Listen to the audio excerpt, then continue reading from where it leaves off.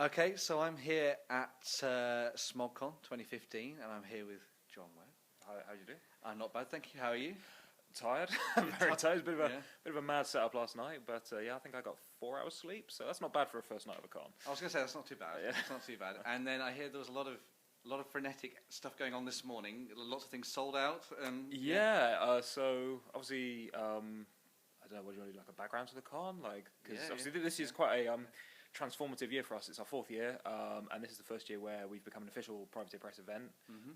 So we've got the guys from PP over, and we've also got the first time pre-releases and convention exclusives in store. So in true American convention style, the guys were queuing up from goodness knows when, sort of 6 in the morning, lying down the block, ready to get in and get those pre-releases. I think one of the highlights was the IK Unleashed Adventure Kit. I think that sold out in about 25 minutes. So the guys were like, that's pretty big. Yeah, it's pretty cool.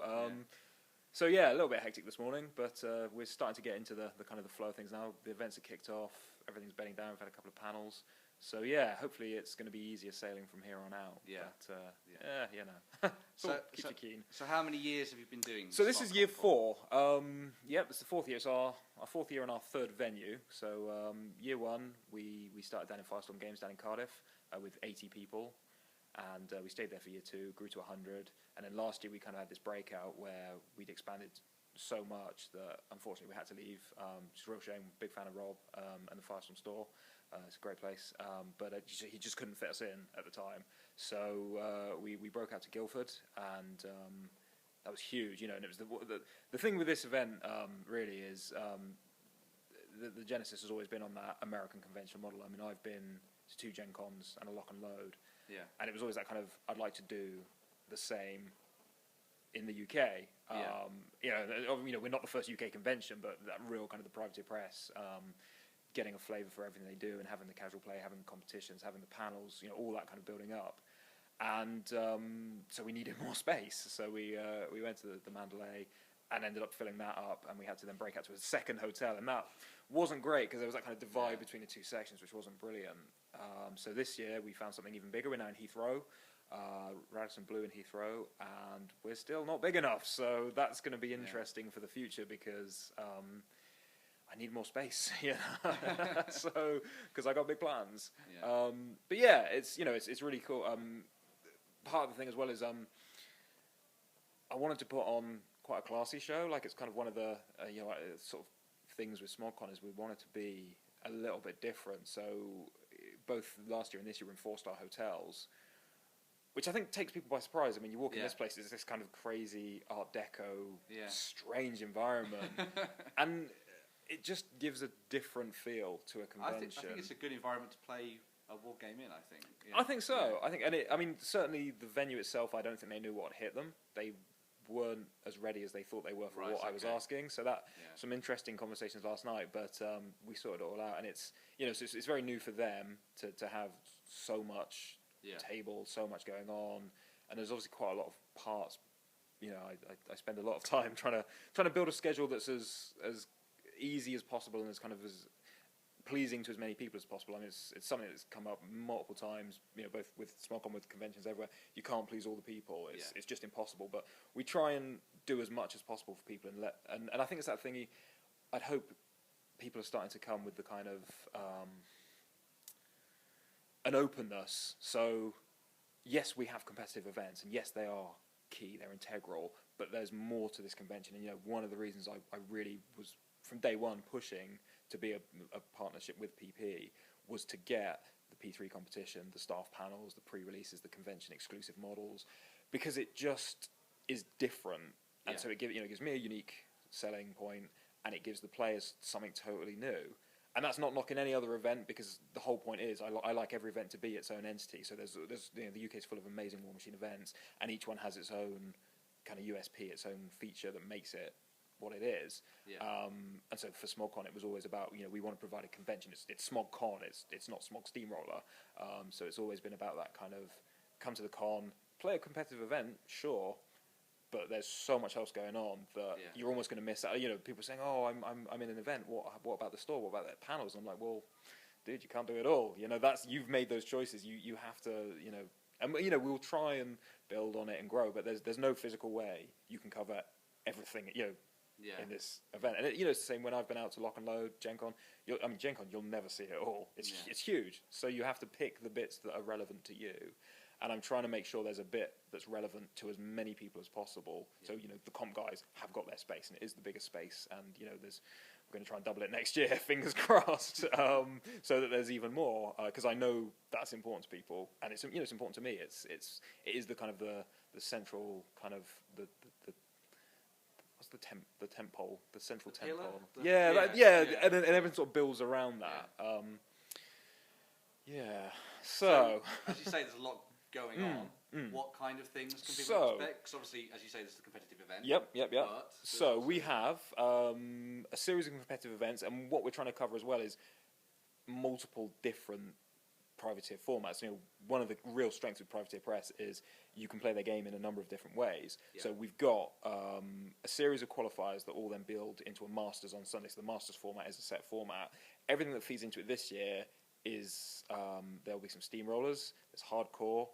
Iron Gauntlet is standalone because that's the kind of the Privateer real showstopper event, and we're really hoping to help whoever wins the kind of the European circuit, help them get to Lock and Load so they can compete in the finals at Lock and Load 2016.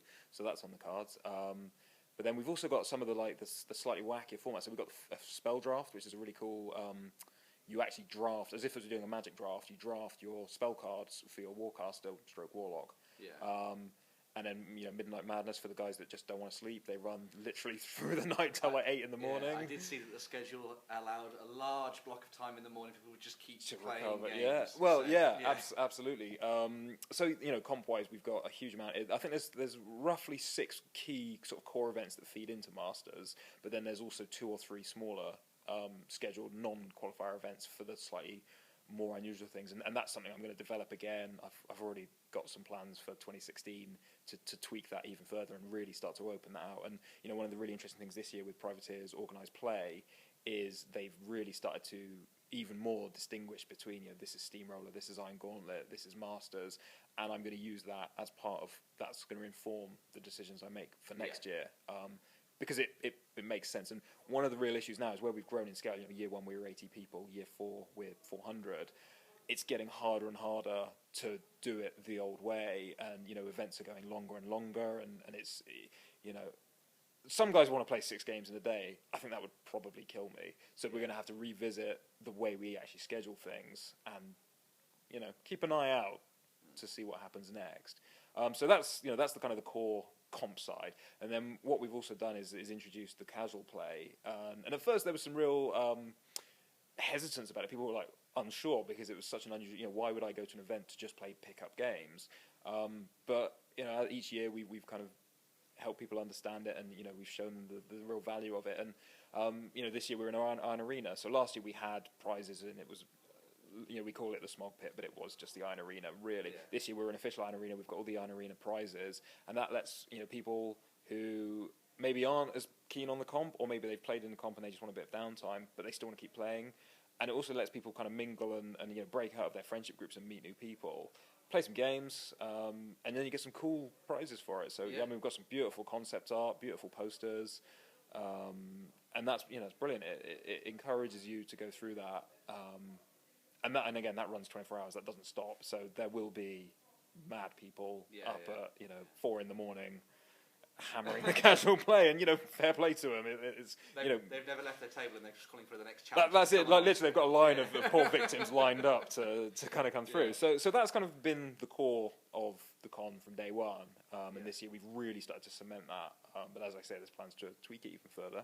And then we've always had a painting competition. Painting is my real passion. I love painting, and that's why I started going out to America, was to compete in the P3. And we've never had a P3 outside of America. So again, much like with the Iron Arena Smog Pit, we had the Golden Thrall, which was a painting competition that I shamelessly stole from the P3 and just slapped a different picture on the front of it. And that was great, and it was really cool. And we've got some fantastic painters as part of the War Machine community who have always come out and competed strongly. I'm thrilled, this year Privateer said, no, actually, cool, let's do it, let's make it a P3. And we got Ron Cruzy, who's the head of the studio. He's probably their longest serving painter. I think he was there before Matt.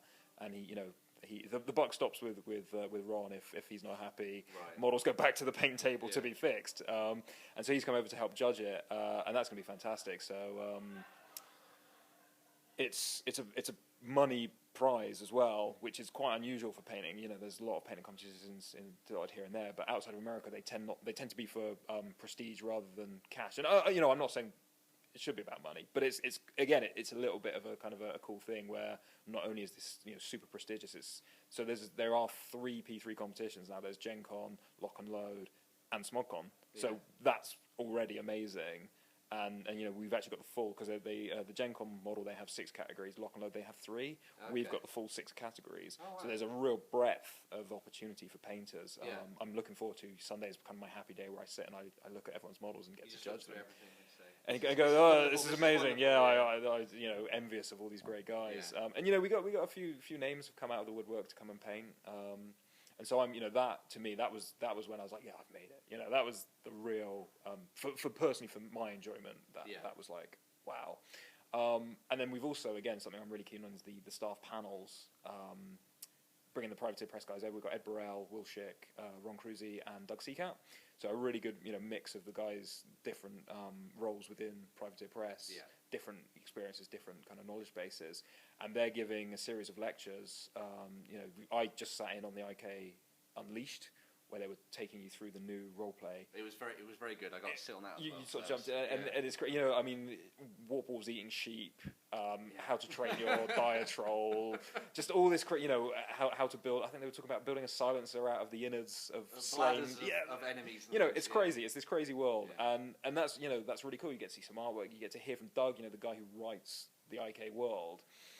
And again, you don't get to do that unless, like me, you fly out to the States and sit in there. Yeah. So I hope people take advantage of it, because it's such a different facet to the convention, and it's just, you know, you will not get that experience if you don't go. You know, you know, I'm not saying don't go to tournaments, but you can get a tournament. I mean, there's a War Machine tournament every day of the week now. It feels like there's so many great tournaments. It's not every day of the week Doug Seacat sits in front of you and tells you about pig bladder silencers. You know, I so mean, especially for us here in Europe, because we don't usually get to that go. experience. Absolutely, So, and you know, that was always the kind of the point of SmogCon, was to build. And you know, it's taken 3 years. I hope to do it in 5, so I'm pretty happy that I did it ahead of schedule.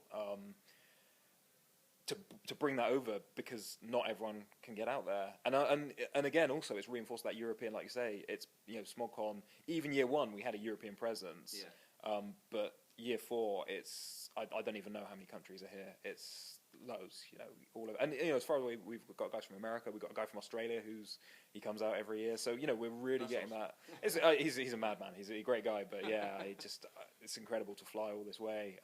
The guys from Dubai didn't make it this year, which was a shame. But I think they're going to come next year. They've told me. But it's that, you know, it is that kind of for Europe. You know, it really is to let you get that taste of the Privateer Press convention experience. Although do go to Lock and Load if you can. They are, like I said, I've done 2 Gen Cons and Lock and Load, and it's just Gen Con is a scale unlike anything else, and then Lock and Load, because it's SmogCon but like times 10. Yeah. So it's all the things we do, but just more and more. I think I did 11 hours of panels when I was out there, because it was just like, oh, you know, I'll never get to do this. Sit through this. You've got to get that knowledge. Yeah. And then we've also got a breakout card game area. Yeah. So, you know, Privateer have really developed their board game, card game line. They've been doing a lot of great stuff with the Bodger line, and then obviously the IK RPG and the High Command. So we've got organised play for all of that going on all weekend, and then also casual play. So we've got copies of the games open. It's 4 a.m. You're not feeling like a game of War Machine, but you're like, I still got to get my game in fix. I don't need to go to bed yet. Absolutely. grab a copy of the game. Play a game, you know. So, and again, that encourages that kind of, you know, maybe 2 or 3 guys, they don't know each other, but they want to play that game. They'll sit down, they'll make a new friend. You know, it's as much about community as anything else. That's why we do this. And yeah, so that, you know, that again, that tax in. So we've got all these different sort of facets that feed in to hopefully build something that works as best as it can for the most people and gives a really diverse and exciting weekend that is like no other event going, hopefully, outside of America. So yeah, I don't know. So it's going to be a very good weekend, I hope. So fingers crossed. I mean, we're already halfway through day one, maybe. Yeah. So much going on already. I don't even know. No one's yelled at me yet, which is a good sign. Like, people, touch wood, seem happy. There's always things to fix. Like I said, I've already started planning. I was planning 2016 almost before 2015 was definitely happening. I always talked about the 5-year plan, and that's the end of the 5-year plan. And now I'm like, oh, I've got to do another 5-year plan for years 6 to 10. But yeah, so there's things I'm going to tweak, there's things I'm going to fix. But I think this year is brilliant in terms of that first, partnership with PP. They're going to assess what we do. We're going to assess what they do. But the guys from PP have been amazing. I want to give a shout out to Plummer, Michael Plummer. He's been my sort of real point of contact, and that guy couldn't have done more. He's been amazing. So high five, Mike, if you're out there. You're a star, and I'm hoping we can get him over next year because we owe the man a drink. Because a lot of this wouldn't happen without what he did. Also, obviously, thanks to PP for agreeing to join in, because they didn't have to. But as a result, we've got an even better event, and hopefully we're just going to grow on this and build on this year on year. And who knows? Who knows where we go next? But pretty tired, a little bit stressed, but I'm just 2 days to go. And it's only Friday, but I can't, like, when I saw the SmogCon logo at Lock and Load when they announced it, and the Americans were like, what is SmogCon? But for Europe, it was like, wow, because we did it, like, because we've always wanted to be, hey PP, look at us, we're here too, and it's, they're doing great things, and we're going to see more and more, but it's been cool to really help get that, and it's just awesome of PP to come out and play, basically, and I can't wait to do it again. My face may not look like that, but no, it's cool. It's such a cool thing, and it all started because of a crazy dare.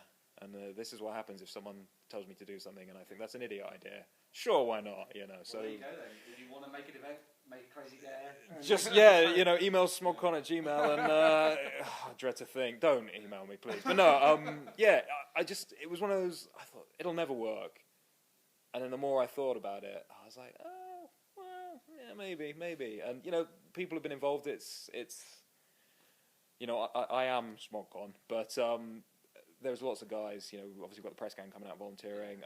I've got my guys like Chom and Mark and Aaron. They look after their little bits. So, Chom and Barry are looking after the Iron Arena for me, and Mark and Aaron look after the board game. So it's really nice to be able to rely on a lot of the kind of the press gangers and a lot of the kind of the real us old hands. Been around for a while, getting a bit long in the tooth, but it's nice to have those people that can kind of back me up and take some of the pressure away. So I have to then focus on the bigger picture, and hopefully, we'll keep developing that relationship as well, and then that will only strengthen the event as a result. And there will be things that people didn't like, and by all means, come and tell me. I think that it's always that. By all means, give me feedback. Just do it with a constructive criticism is absolutely beneficial, and it's how we get better. Coming up and telling me this is terrible and I'm a terrible human being, I'll probably just disregard the information because I'm like, well, you're obviously having a bad day, or you're a terrible human being. Fine. You're up till 5 in the morning.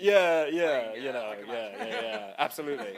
But I think we are always looking at what we can tweak, what we can fix, because it is a work in progress. And without wanting to kind of show my hand, I kind of make it up as I go along a little bit. I came into this with 0 events experience, and here we are 4 years later with the biggest event in Europe. So I've obviously gained experience along the way, and touch wood, it's mostly going the right way. But there's always ways we can improve, and I'm very much open to ideas. Not all of them will come to pass. Some of them I'll be like, I'll file that under, maybe not this time. But and like I said, there are going to be tweaks for the format. I've got my crazy ideas, but any of that feedback just gets thrown into the melting pot and helps make it better for everyone, because that's what it's what it's all about. It's about making it the best it can be for the most people. And I see a lot of smiling faces, and that's the important thing. And I mean, I think we made the right choices, and we've got a really positive event out of it, and well, can't wait to do more. Thank you. And hopefully we'll be here again next year. Fingers crossed. Come for the full 3 days. Brilliant. Looking forward to it. Well, thank you very much. Cheers. Thank you. No worries.